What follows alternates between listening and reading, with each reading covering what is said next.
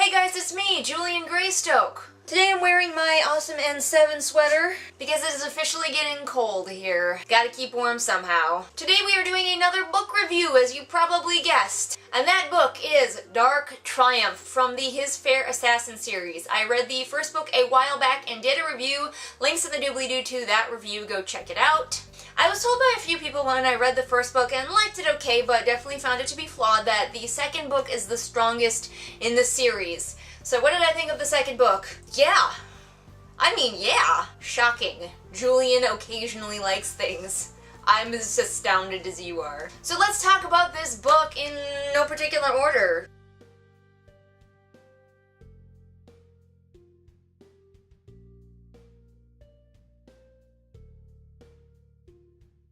I loved the main character. She was a crabby pants, but she was a well-written crabby pants.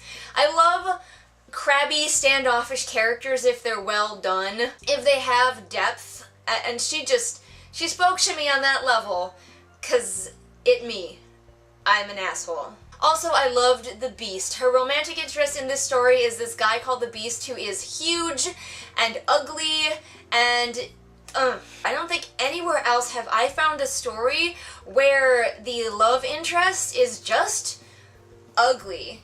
And you'll see where people will make like aesthetic boards and stuff for this book, and they'll have the Beast just like as this big muscly guy, and I'm like, no. This book explicitly like describes his nose as looking like a squashed turnip or something, and his face is all scarred up, and he is not classically attractive, but he has a good soul, and I'm like, book, yes! Yes, world, yes, pay attention to this, please. I love that this book is such a story of a lawful good character and a lawful evil character just like coming together and falling in love. My favorite part is when she's traveling with the Beast. She's trying to get him away from her evil father and his evil kingdom, and he just wants to stop and help everybody, and she's just like, oh my god, do we need to stop at every single peasant village and help them? And it is like the best thing. I love opposites attract stories, and this one really had that going for it. As with the first story, I really love the Daughter of Death aspect of this book. I love death gods. I'm fascinated by death gods, and they're the people who may be in service to death gods. However, why does Death only have daughters? Is that intentional? Does he magically make it so they're all girls? Or what? Why Death? Why only daughters? There is a character in this book called Julian who I love, and not just because we share a name. He is so complex, and he is done so well. It struck me as a parallel because he is a character with a good soul who grew up in a world of abuse and a world of expectations on him to be bad and cruel and harsh. And he is so complex and so much better than when I read Carve the Mark. There's another character who is the villain in that story, and he just falls straight into that trope where abused people automatically become evil. And I loved how complex Julian was. It was so good. Read this book, because that's how you do it. I think I mentioned in my review of the first book that there was sexual assault that happens in their world and happens to lead characters, and they're kind of just told to like get over it.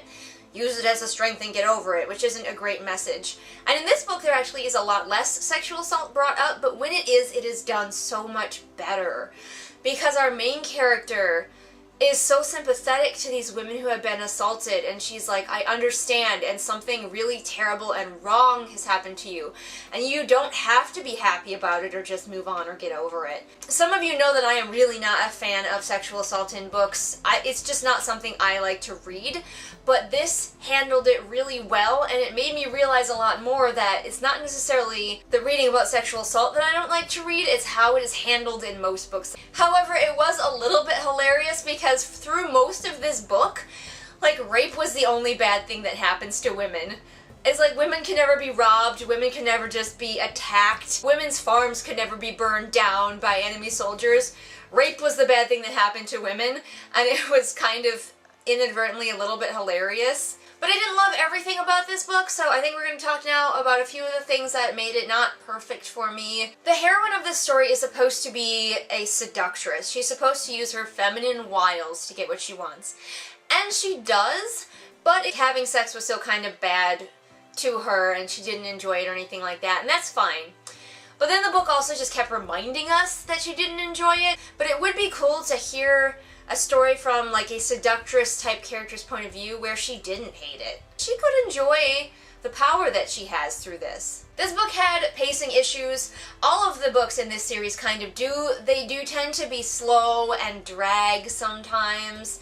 And the whole beginning part of the book, before she meets the Beast, I was just like ready for her to meet the Beast and get on with the plot already because it just went on and on. Something that happens twice in this book is that the character of the Beast hits our main character and knocks her out. The first time is pretty excusable. He was incredibly delirious. He had no idea what he was doing or who she was. However, the second time he hits her to save her life, and it's treated like it's okay that he just laid her out because he's saving her life, and I feel like that should not be treated like it's okay. Book, you shouldn't hit people that you love. Restrain her or talk to her or something. Don't punch her so hard you knock her unconscious. So that is it for my review of Dark Triumph. Have you read it? What did you think about it? Comment below and let me know. I will be reading the third book and giving you a review of that as well. Overall, I'm really way more impressed with this series than I thought I was going to be, and I really quite enjoyed this middle book, mostly because the characters were so great, and you know me and characters. Remember everyone that I post new videos Mondays and Fridays. The links to all of my social media is in the doobly-doo. And hey, speaking of characters, you can check out my fairly character-driven book, Phoenix, on sale now on Amazon. You can buy it for your Kindle, you can buy a print version. Doesn't matter, up to you, you have options. And I will see all of you guys again next time with whatever it is I happen to be doing next time. Bye!